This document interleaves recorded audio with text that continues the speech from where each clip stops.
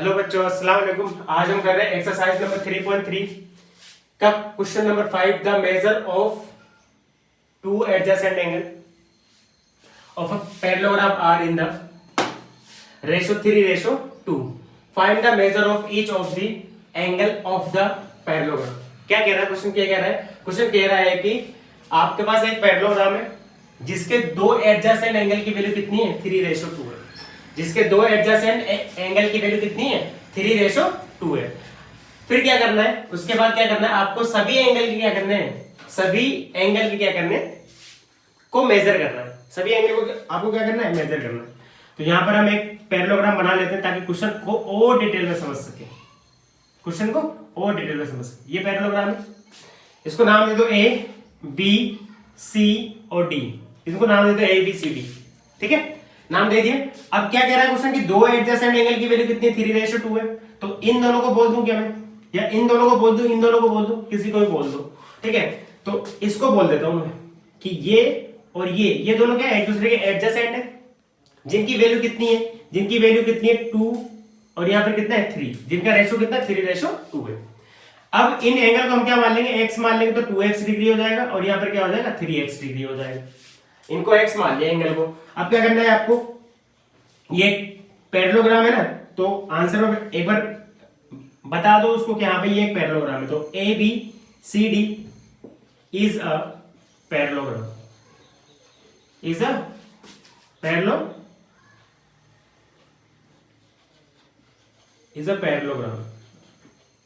जहां पर A B parallel किसके? सीडी के। जहां पर ए बी पैरेलल किसके? सीडी के पैरेलल है। और एंगल ए की वैल्यू कितनी दे रखी है? एंगल ए की वैल्यू दे रखी है हमारे पास 2x डिग्री और एंगल बी की वैल्यू कितनी दे रखी है? 3x डिग्री दे रखी है। आपको पता है एंगल ए और एंगल बी एक दूसरे के एडजेसेंट है, तो ये बात बोल सकता हूं मैं कि angle A plus angle B equal to होगा 180 डिग्री के। होगा या नहीं होगा? होगा। क्यों होगा? क्योंकि यहां पर एडजेसेंट एंगल लग रहा है। एडजेसेंट एंगल की प्रॉपर्टी लग रही है, एडजेसेंट एंगल। और आपको पता है एडजेसेंट एंगल की वैल्यू कितनी होती है? 180 डिग्री होती है, जो कि मैंने यहाँ पे लिख दी है। एंगल ए पे कितना लिखा हुआ है? 2x डिग्री लिखा हुआ है, प्लस एंगल बी पे कितना लिखा हुआ है? 3x डिग्री लिखा हुआ है, इक्वल टू 180 डिग्री लिखा हुआ है। क्या? हाँ जी, लिखा हुआ है। तो इन दोनों को ऐड कर दो। 2 में 3 ऐड करोगे कितना हो जाएगा? 5x डिग्री हो जाएगा। क्या कितना हो जाएगा? 5x डिग्री हो जाएगा, equal to 180 degree, equal to 180। उसके आगे क्वेश्चन यहाँ करते हैं, इसके आगे का उधर करते हैं।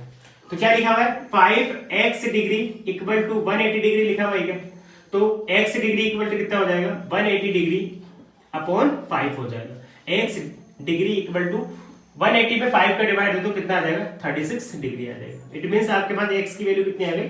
36 डिग्री आ गई। अब क्या करना है? इन सभी के हमें क्या करना है? एंगल फाइंड करने हैं।